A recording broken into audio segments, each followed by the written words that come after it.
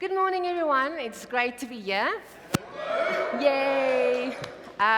It's so good to see some faces we haven't seen for a while. So it's great to have people back in here, but also at home. Welcome, and hope you're listening and enjoy so far, and had great communion at home as well.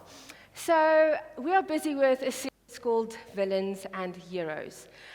So mine is a little bit a villain and a hero, according to from which side you're looking at.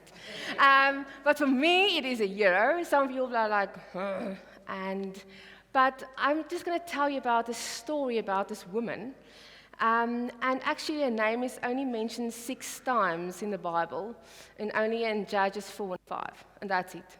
Nothing else. No one knows anything more about her. No one knows what happened afterwards. But she played a role in the history of the Israelites that changed forever. But she did something different. So the thing about it is that she didn't have a Batman, trigger going off, you need to do this, or she was not like every week going out being a hero, but she was doing something to change the history for 40 years in the lives of the Israelites. Okay, so I'm going to start reading and explaining to you. I'm just going to give a background. So we're in Judges 4 and 5. In this time, the Israelites didn't have a leader or a king or a definite leader. It's like a Moses or a Joshua, but they had judges. So the judges were at certain places where people can go, and it's not judgment, but they'll give wisdom and knowledge and direction to the people what to do next. So at that moment, again, it happened quite often, that the Israelites sin against God. So they were in this place in Canaan, and then they will follow the laws of Moses until they are tired of following the rule of Moses and start doing their own thing. And start adapting some of the laws of the people around them. And then they anger God, and then God said, okay, enough is enough. So I'm going to read for you guys. You're welcome to turn to Judges 4 and 5. We're going to go and look into different verses in those 2 chapters, where it tells us a bit more about the story. So I'm going to tell you the story, we're going to talk about the story, and then there's 3 things I'm going to take out of the story. So Judges is in the Old Testament, and the beginning of the Old Testament. So I'm going to read for us. Verse 4, so we're in Judges 4, verse 4. And the people of Israel again did what was evil in the sight of the Lord after Unit died. And the Lord sold them into the hand of Jael, king of Canaan, who reigned in Hazard. The commander of his army was Sisera. So we need to remember Sisera. So he's the king, he's the commander, he is the centurion, he is the leader of the army, who lived in a very interesting place. And then the people of Israel cried out to the Lord for help, for he had 900 chariots of iron, and he oppressed the people of Israel cruelly for 20 years. So he oppressed them cruelly. I'm going to talk later about what he did with them. We can see that in chapter 5 as well. But it was not easy for them at that moment.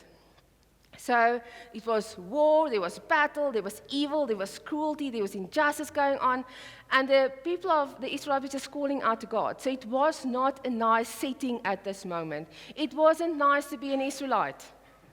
You're crying out to God now for help. It's not going that well.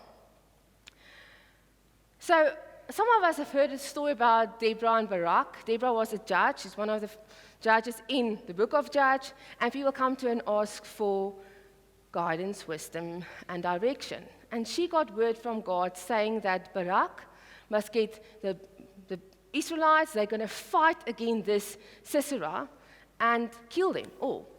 And Barak was saying, I will only go if you can go with me, Deborah. So this guy who's got, definitely.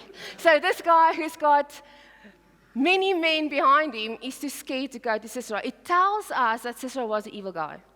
It tells us that he was not just like a Mickey Mouse you tried to slay. Okay?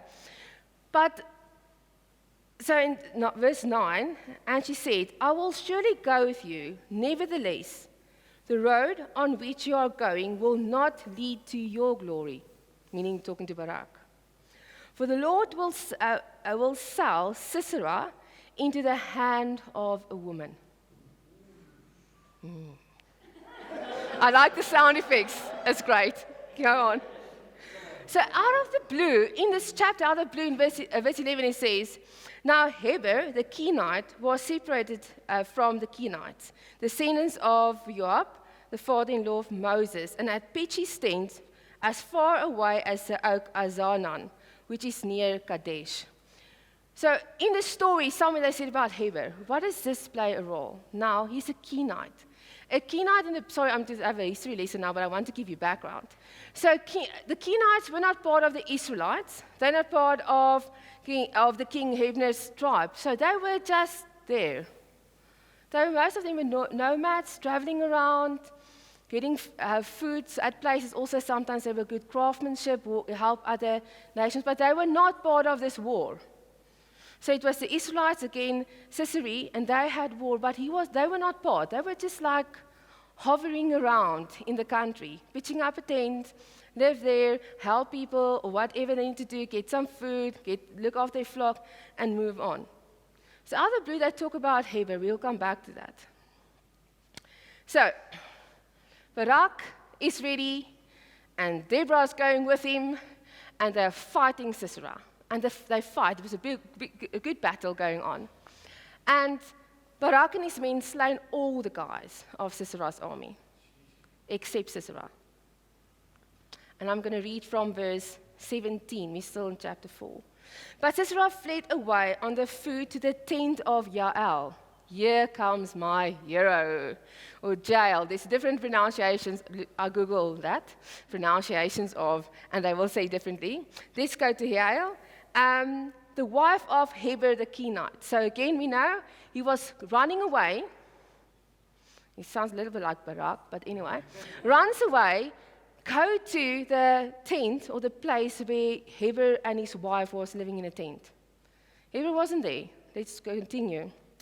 For there was peace between Jabin the king and the house of Heber the Kenite. So the king and Heber know one another. There were peace. So nothing was, the Kenite Heber and his wife have nothing against the reigning king. So it was good for Sisera to come to the tent, to the dwelling, because he knows he's going to be safe. And Jael came out to meet Sisera and said to him, Turn aside, my lord, turn aside to me, do not be afraid. So he turned aside to her into the tent, and she covered him with a rug. And he said to her, Please give me a little water to drink, for I'm thirsty. So she opened a skin of milk and gave him a drink and covered him. He asked for milk, he asked for water, just give him milk. So she's very kind and nice to him. So and he said to her, Stand at the opening of the tent, and if any man comes and asks you, Is anyone here? Say no. But Jael, the wife of Heber, took a tent peg and took a hammer in her hand. What is she doing most of the time? Pitching up a tent. So what does she know? A tent peg and a hammer she's got in her hands. Then she went softly to him and drove the peg into his temple until it went down into the ground while he was lying fast asleep from weariness. So he died. And behold, as Barak was pursuing Sisera, Jael went out to meet him and said to him, Come, and I will show you the man whom you are seeking. It's amazing that she wasn't scared of him, even though she knew what he's doing, his cruelty, his evilness.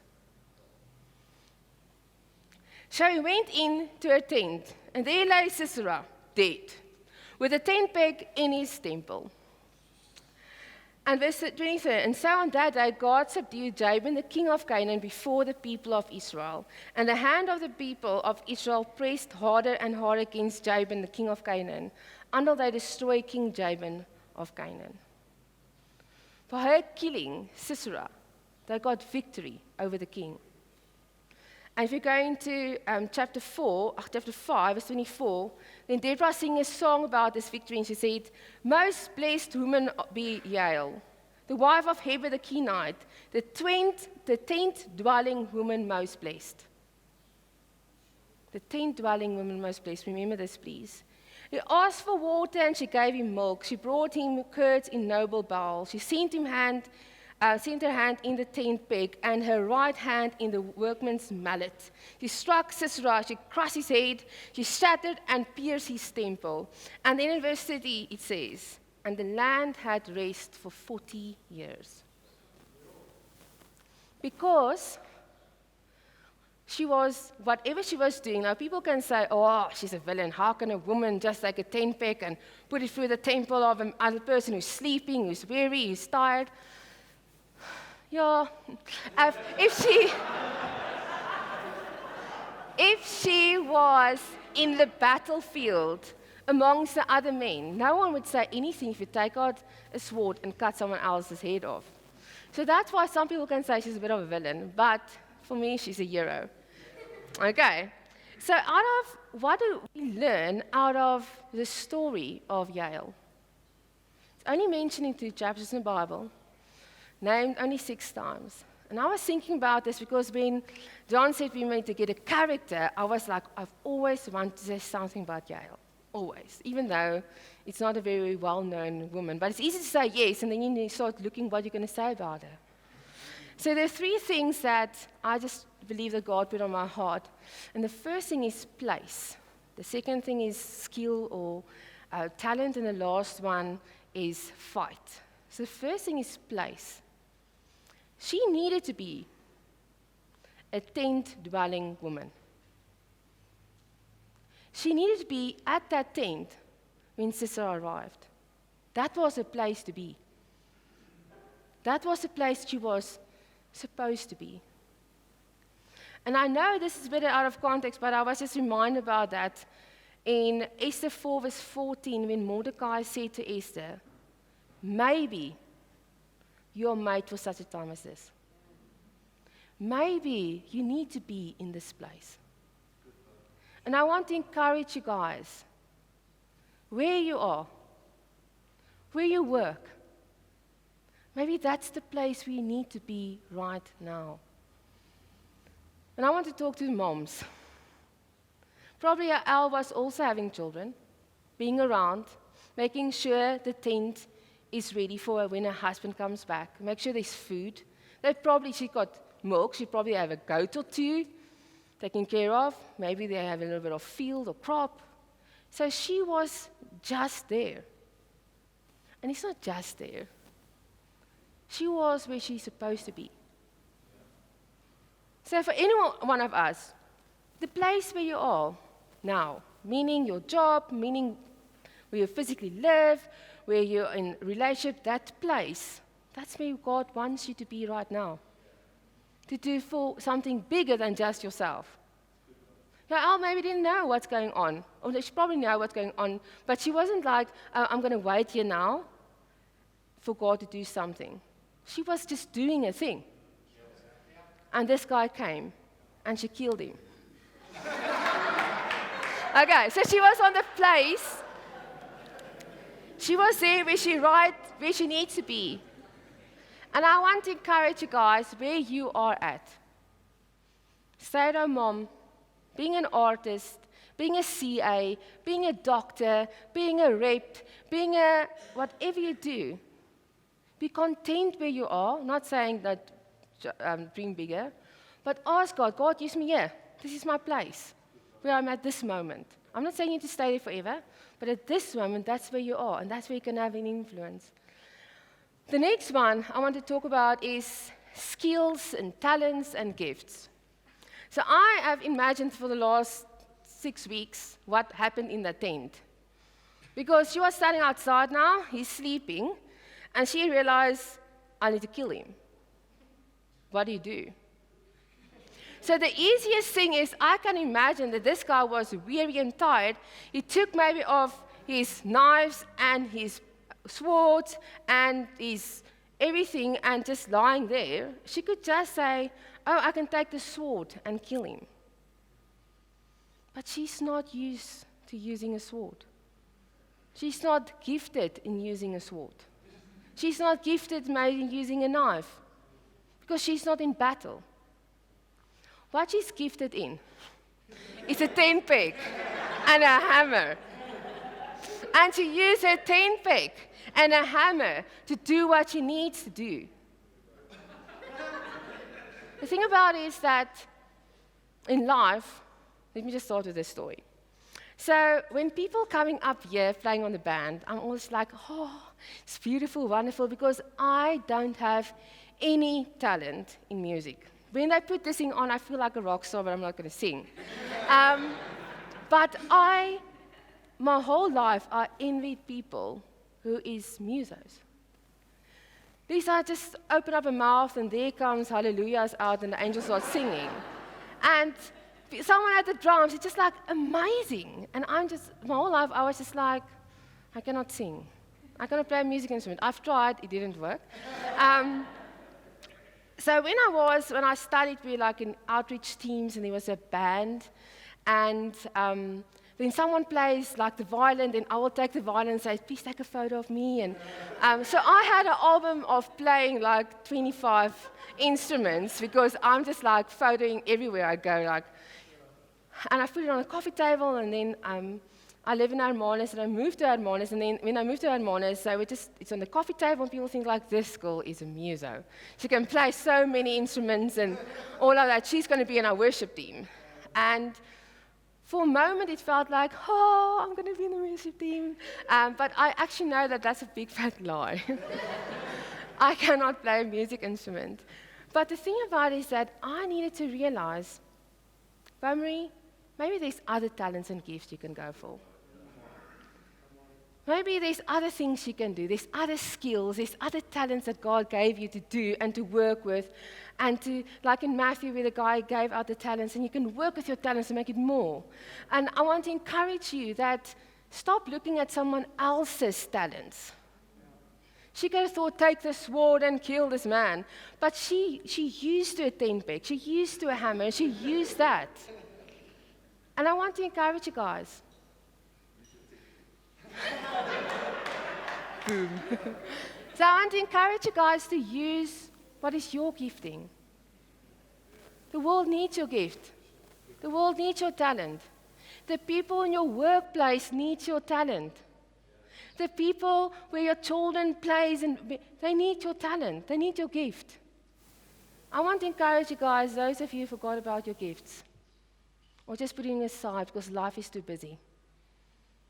Most of the time, your talents and your gifts is giving you joy doing that.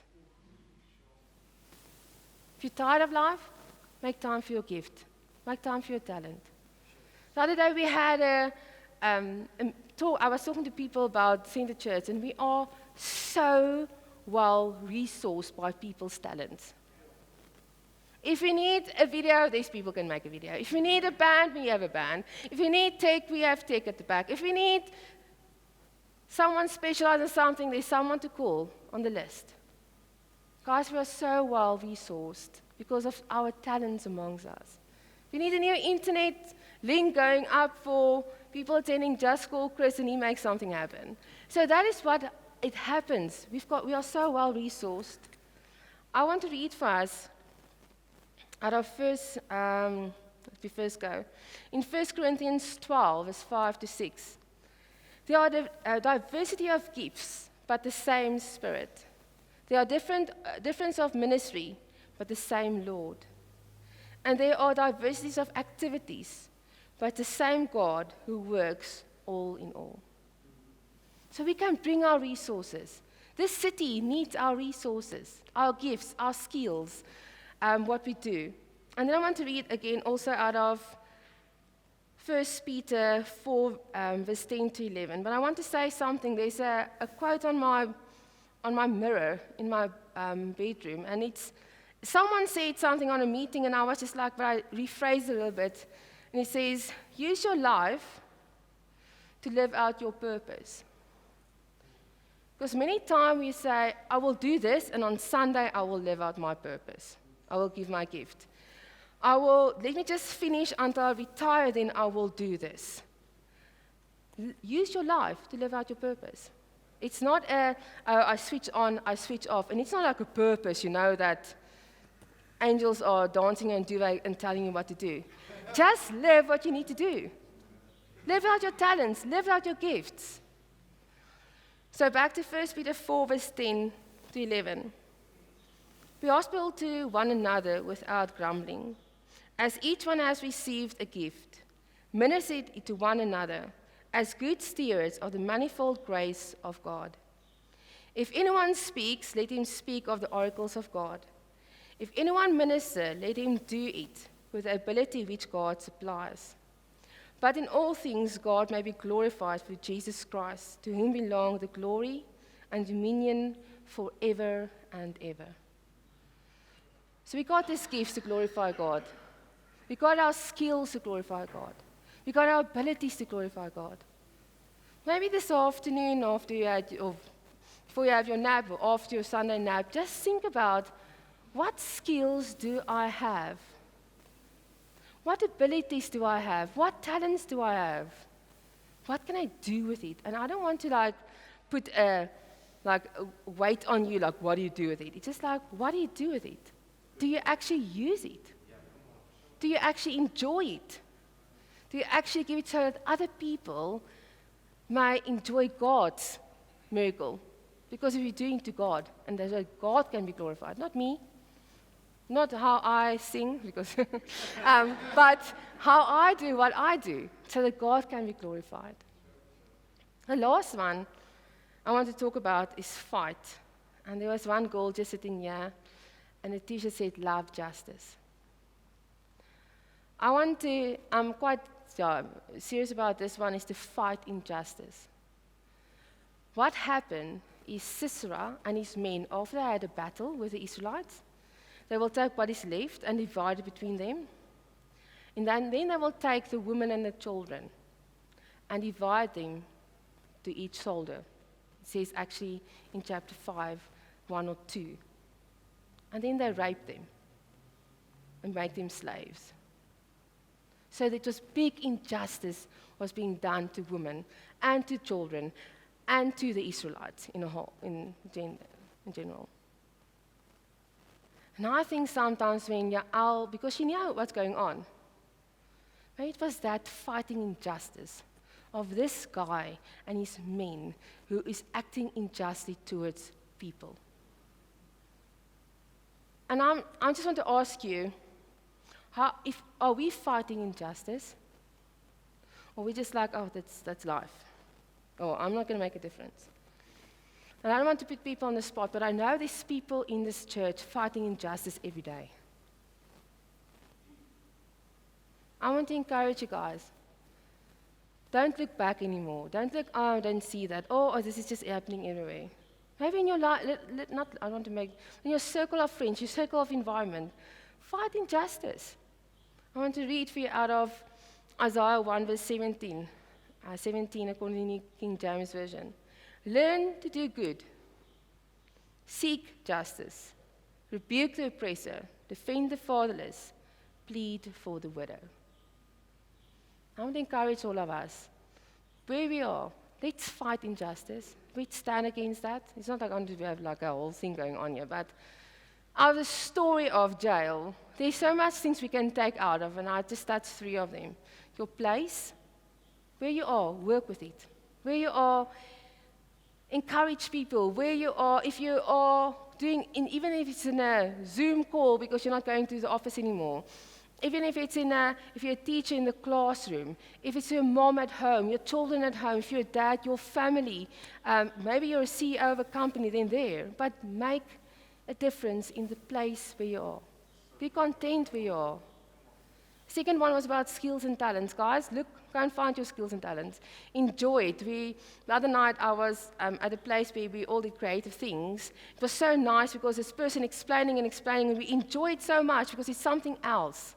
Just being creative. Using your skills. Some of us got more than this in certain areas. Thanks to Neil for helping me. But yeah, so that's the thing, how it works. And the last thing is that stop looking just like you don't see injustice around you, but start fighting it. And this lady, even though she wasn't in the battlefield, she's a hero.